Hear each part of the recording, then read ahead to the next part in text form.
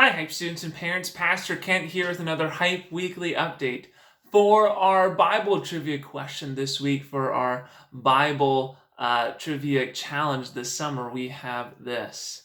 Who was the king of the southern kingdom when the northern kingdom of Israel fell to Assyria? I'll say it one more time. Who was the king of the southern kingdom when the northern kingdom of Israel fell to Assyria? If you need a hint, look in 2 Kings chapter 18. I think you may find the answer there. Be the first Hype student. You have to be the first Hype student to answer this question correctly.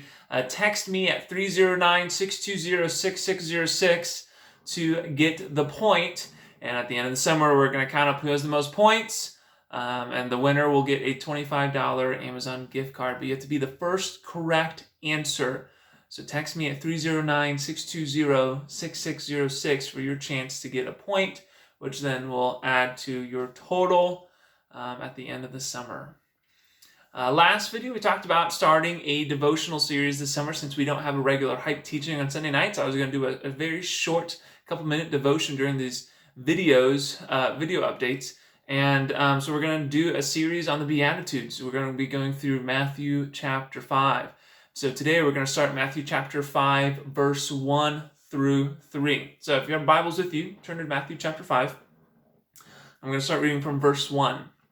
When he saw the crowds, he went up on the mountain, and after he sat down, his disciples came to him, and then he began to teach them, saying, Blessed are the poor in spirit, for the kingdom of heaven is theirs. So as we begin our series on the Beatitudes, we're just going to be looking deeply at what each of these Beatitudes mean. And I hope you find this as exciting as I do. Even the word beatitude has extreme meaning. It means supreme blessedness.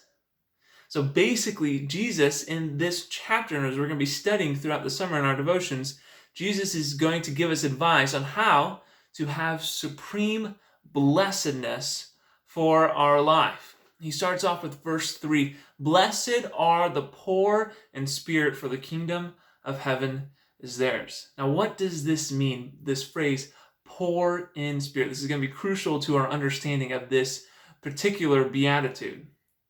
The study note in the CSB Study Bible says this. In the Old Testament, the poor were those who cried out for God's help, depended on Him entirely for their needs. They had a humble and contrite spirit, experienced His deliverance, and enjoyed His undeserved favor. In the light of this background, Jesus was describing His disciples as unworthy sinners who depend on God's grace for salvation. In this verse, there's a cross-reference back to Isaiah, which might give us even a little bit more better context. So I'm going to read Isaiah 66, chapter 66, verse 2. Isaiah chapter 66, verse 2 says this. My hand made all these things, and so they came into being. This is the Lord's declaration. I will look favorably on this kind of person, one who is humble, submissive in spirit, and trembles at my word. So what does this mean for us today? As followers of Jesus, we need to recognize our need for God. We need to see that we are in need of God's help every day of our life. So, how do we put this into practice? I encourage you to start your day off with prayer. A prayer of dependency toward God, admitting that you need His help in everything. And as you go along your day, as decisions come to you and you have to decide what to do, no matter if they're big or small, I encourage you to take it to God.